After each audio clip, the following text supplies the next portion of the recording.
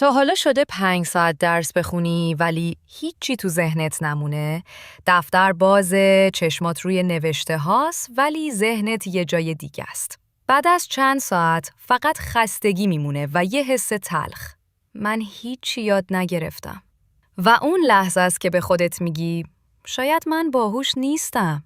شاید من برای درس خوندن ساخته نشدم. ولی حقیقت اینه. مشکل از تو نیست. مشکل از روش درس خوندنته. نه از مغزت، نه از انگیزت. اگه یاد بگیری چطور درست تمرکز کنی، 1 ساعت درس خوندن میتونه اندازه 10 ساعت نتیجه بده. پس بمون با من. قراره یاد بگیری چطور با تمرکز عمیق مغزت رو توی حالت یادگیری انفجاری ببری. بیشتر ما فکر میکنیم موفقیت یعنی زیاد خوندن. اما مغز یه عضله نامحدود نیست. هر 45 تا 60 دقیقه تمرکزش افت میکنه. ولی ما میخوایم زورکی ادامه بدیم. و نتیجه خستگی، بیحالی و حس گناه. مشکل اصلی زمان زیاد نیست. مشکل تمرکز پخش شده است. هر نوتیف، هر فکر، هر صدای بیرون یه ضربه به حافظه است. مغز بین هر حواس پرتی 20 دقیقه زمان میخواد تا دوباره برگرده به حالت تمرکز. یعنی اگه وسط درس یه بار گوشی تو چک کردی، 20 دقیقه از مغزت رو از دست دادی. اینه که 5 ساعت درس میخونی ولی هیچی نمیمونه. تمرکز عمیق یعنی این که مغزت رو ببری به حالت فلو، جایی که زمان گم میشه و یادگیری سریعتر از همیشه است. تو اون حالت هر اطلاعاتی که میگیری مستقیم میره تو حافظه بلند مدت. این حالت فقط با یه شرط فعال میشه. نباید همزمان چند کار انجام بدی. مغز فقط یه کار رو میتونه با کیفیت انجام بده. پس وقتی درس میخونی فقط باید یه هدف داشته باشی. نه آهنگ، نه نوتیف، نه فکر بعدی. فقط همون صفحه، همون مفهوم.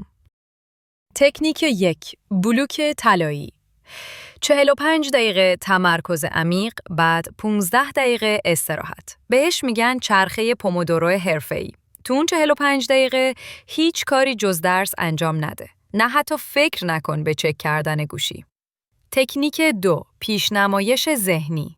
قبل از شروع درس 2 دقیقه چشماتو ببند و تصور کن داری با تمرکز کامل درس میخونی. ذهن تصویر رو باور میکنه و طبق اون عمل میکنه. یعنی مغزت از همون لحظه وارد حالت آماده سازی میشه.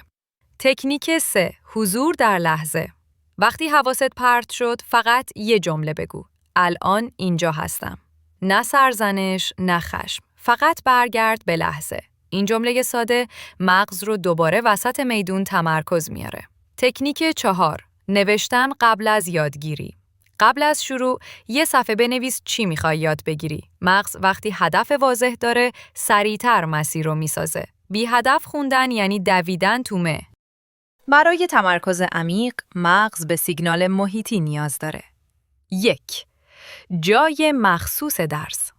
یه گوشه خاص برای مطالعه انتخاب کن.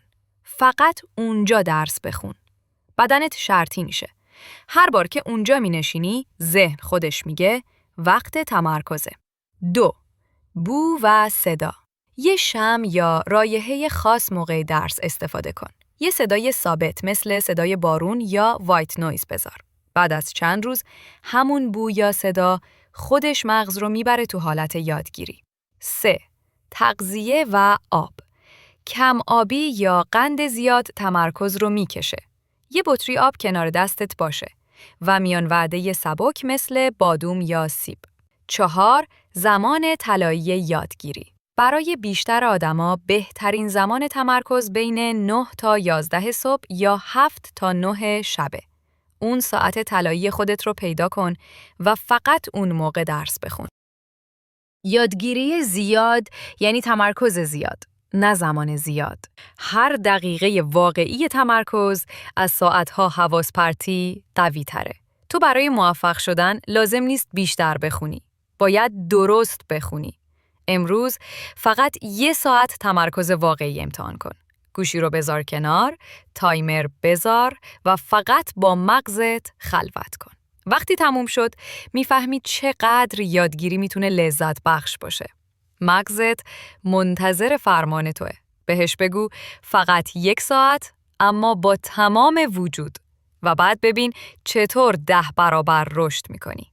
ممنون که تا اینجای ویدیو با ما همراه بودید. برای حمایت از ما این ویدیو رو لایک کنید و کانال ما رو سابسکرایب کنید تا از ویدیو بعدی ما با خبر شوید. تا ویدیوی بعد، بدرود.